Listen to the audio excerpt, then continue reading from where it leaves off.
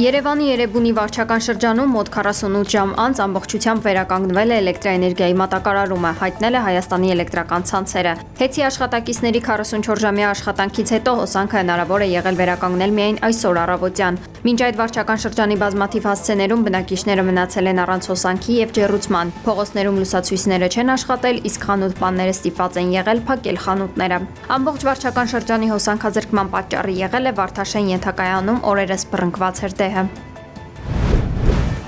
We don't know the countries.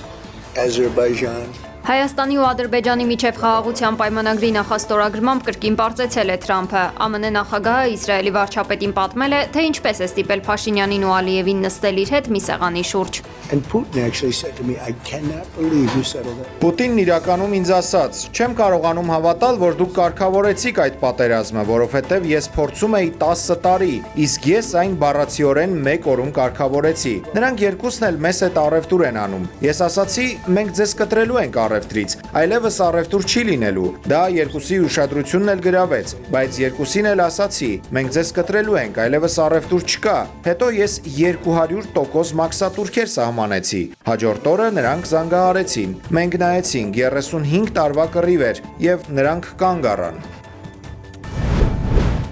Թրամփի ուղին կարող է խնդիրներ ստեղծել Հայաստանի ԵԱՏՄ անդամակցության համար, ասել է Հայաստանում Ռուսաստանի դեսպանն ու Կովչեգ պարբերականի հետ զրույցում։ Դաշնության դեսպանի խոսքով Մոսկվան ուշադիր հետևում է Թրամփի ուղին հայ-ամերիկյան նախագծին։ Ըստ Կոպիրկինի, այս նախաձեռնությունը կարող է հակասել ԵԱՏՄ օրենսդրությանը, քանի որ Հայաստանի տարածքով ապրանքների տարանցումը կարգավորվում է միության ընդհանուր կանոններով։ Ռուս դիվանագետը նկատել է, որ տարածաշրջանային կապերի ապաշրջափակումը պետք է հիմնվի 2020-2022 թվականների եռակողմ համաձայնագրերի վրա եւ հաշվի առնի բոլոր հարևանների շահերը։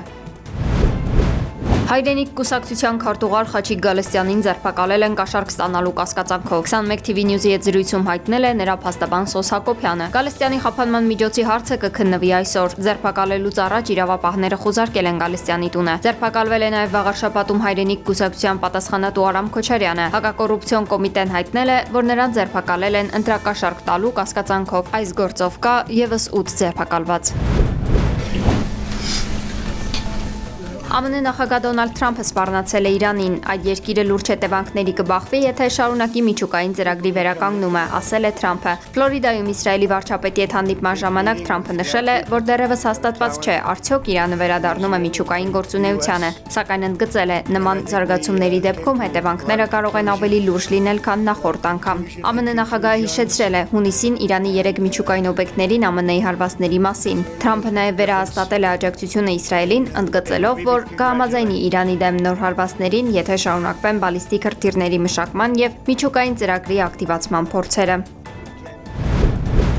Ռուսաստանի նախագահ Վլադիմիր Պուտինը զորահավաքի հրամանագիր է ստորագրել։ 2026 թվականի հունվարից մինչև դեկտեմբերի 31-ը Ռուսաստանում զորակոչ կանցկացվի։ Զորակոչվելու է 261,000 մարդ։ Հրամանը վերաբերում է Ռուսաստանի 18-ից 30 տարեկանային քաղաքացիներին, որոնք պայստազորում չեն եւ ենթակա են ծառայության։ Նույն հրամանագրով կզորացրվեն այն զինվորները, նավաստիները, սերժանտները եւ ենթասպաները, որոնց ծառայության ժամկետը արդեն լրացել է։